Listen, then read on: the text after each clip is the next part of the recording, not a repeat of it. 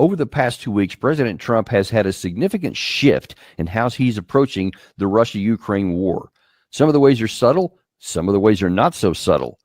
We've gone everywhere from Trump blasting President Putin for being totally crazy to then saying, I understand why he's taking some of the actions he is. All of this seems to indicate that Trump's patience with the Ukraine side is wearing thin, and that could have significant ramifications for where this war goes next.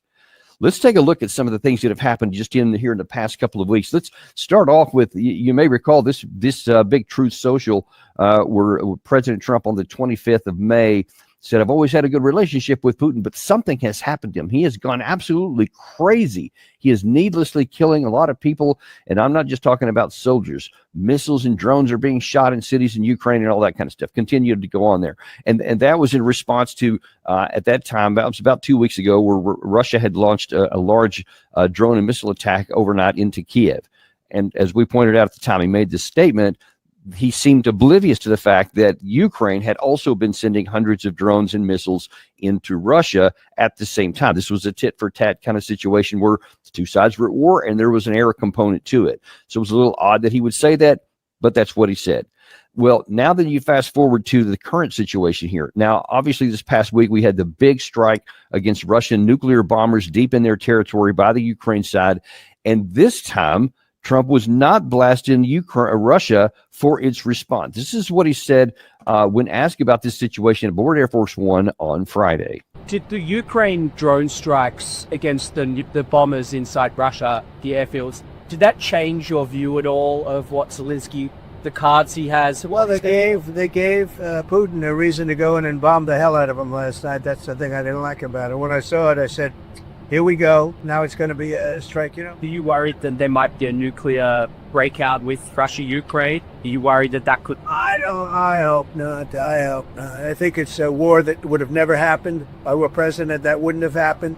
I certainly hope not. Russia-Ukraine, where are you at today with the Senate sanction bills? There's been some reporting of the White House is, well, I know the bill. I know the bill we're to see. I mean, if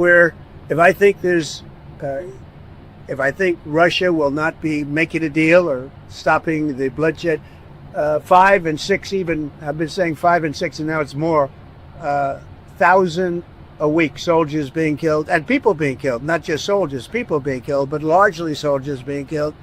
I'd use it if it's necessary.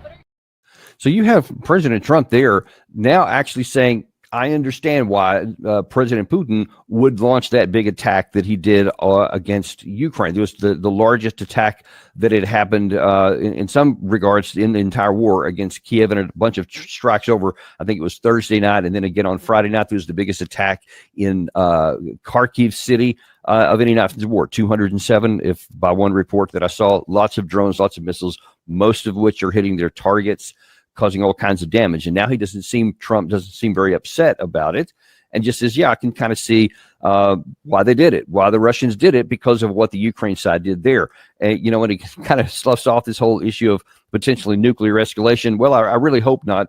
I wish you would be a little bit more concerned about the possibility of nuclear war, because that's one of the things that drives us, that we don't want to see anything get anywhere close to being where there's the possibility for either miscalculation, error, or bad judgment by somebody, leading to a situation that could result in the use of nuclear weapons. Everyone loses at that point. But one of the things she said there at the end was about the sanctions. He was asked, what about this sanctions bill that Lindsey Graham, Richard Blumenthal are trying to get passed through? Trump is saying, I might, we'll wait and see. He was kind of non-committatory on it.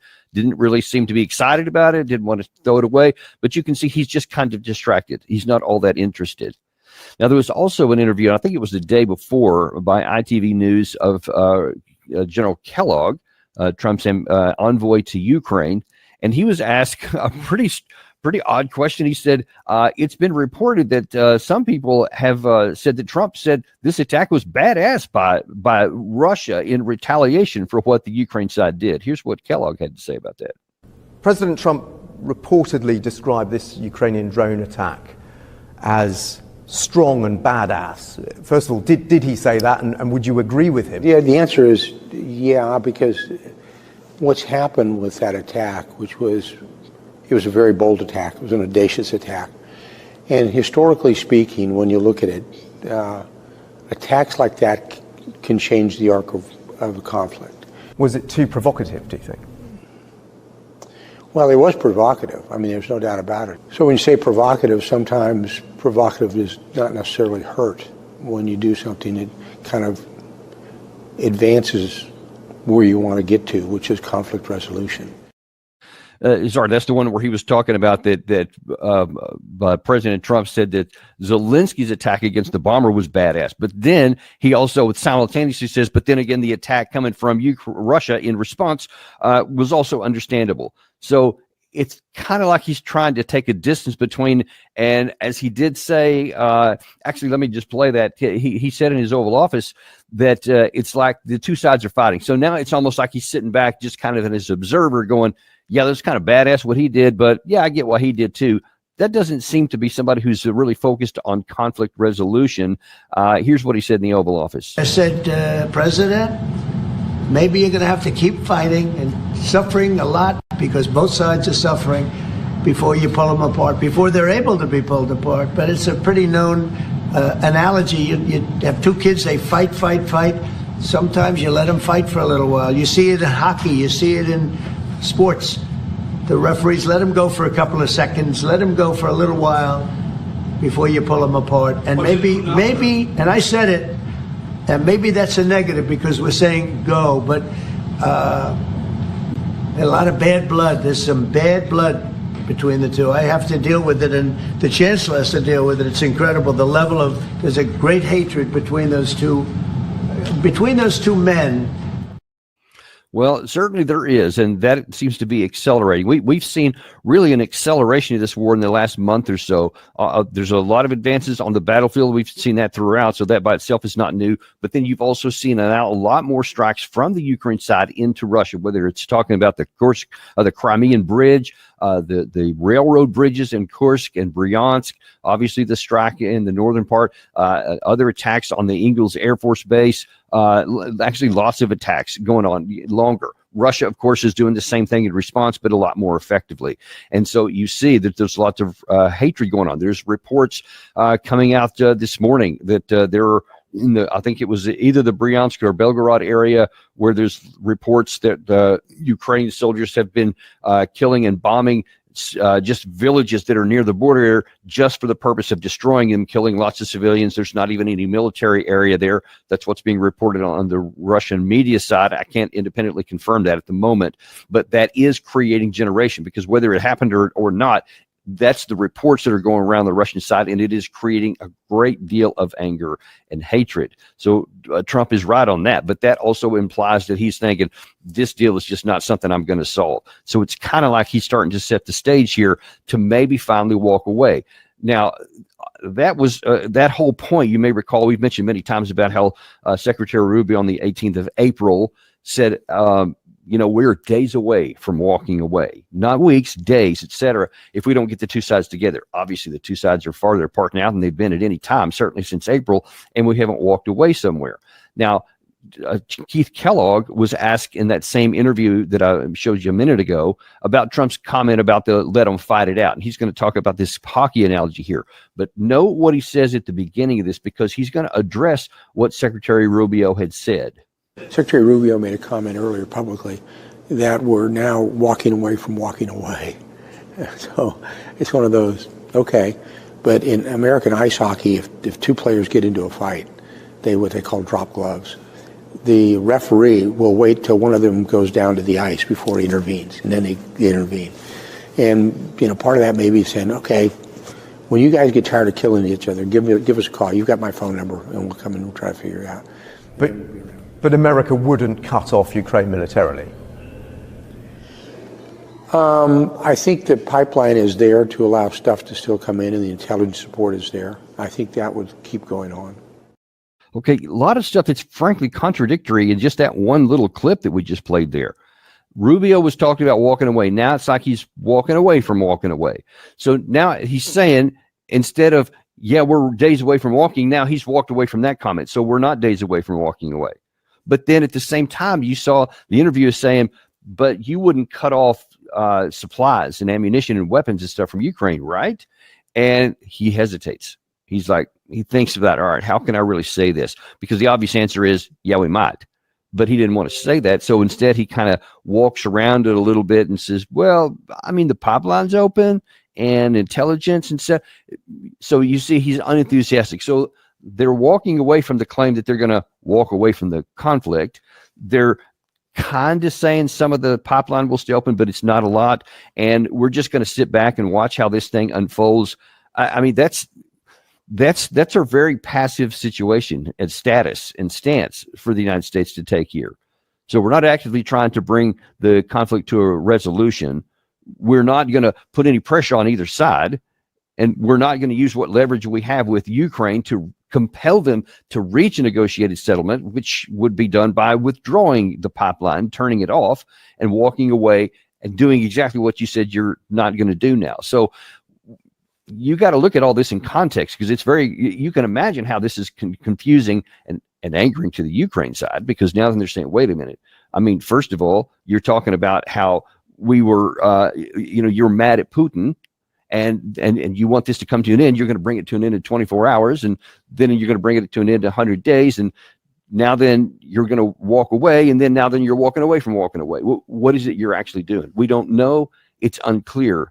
But what does seem to be increasingly clear is the Russian side is very clear on what they want to do, which is to bring this war to either a negotiated end or a military end. As long as Kyiv tries to prolong the war and provoke Russia by striking residential and civilian infrastructure on our territory, we will continue our special military operation and destroy objects associated with the military potential of the Kyiv regime. And no new anti-Russian sanctions, arms supplies to Ukraine, or other hostile steps towards Russia will prevent the inevitable military defeat of the Zelensky regime. The choice is now up to Ukraine. Peace as a result of negotiations or inevitable defeat on the battlefield with different conditions for ending the conflict. So we've shown that was on June the 2nd. And now then today, or just literally right before I came on the air here, Dmitry Medvedev posted this on Telegram, his post on Telegram channel. Those who refuse to acknowledge the realities of war and negotiations will receive new realities on the ground. Our own forces have launched an offensive in the Dnepropetrovsk region. That's if you're not aware, that's somewhere on the Eastern Front. And so what you see from the Russians is they're frustrated with what Trump may or may not be trying to do. They're frustrated with what the Ukrainians definitely aren't doing, what the European Union and NATO forces are doing. And you have the Ukraine side frustrated. You have the European side frustrated with the Trump administration because they just don't know where he's at. They don't know what he's talking about. They don't know what his position is because it changes from day to day. I mean, to go from calling Putin totally crazy on May the 25th to on June the 5th, barely 2 weeks later, saying, I understand why he took this action. It makes sense to me. And then you're walking away. All of this is just sends mixed signals to everyone. Well, that's one thing if you're Ukraine or European Union, because they have very little leverage. But it's a different thing if you're Russia. And Russia has been very clear in what they've been sending. And now that it seems to be that they're even more firm in what they're talking about, because the drone attacks that have been coming here, at least in 2 of the last 3 nights, have just been absolutely devastating. And one may suspect that that's going to continue on, that they're going to continue to hit these really important areas in energy infrastructure, communication lines, arms depots, et cetera, all throughout the country that will continue to weaken the front line. At the same time, they're increasing the pressure on the front line. And you see that the Russians at every level are saying, we're just going to fight until we get what we want here. And whether that is, there could be a collapse of the front at some point. There are also increasing reports on the Ukraine military side that the people who are abandoning the fight and quitting and just deserting is growing to significant numbers. Obviously, the people that are fighting there are not very capable because they're just being grabbed off the street and thrown right into the fight with just barely a couple of weeks of experience of what it means to here's a gun, shoot it, all right, go to the front. Obviously, that's not going to be a very effective fighter. We continue to have the drone issues going back and forth.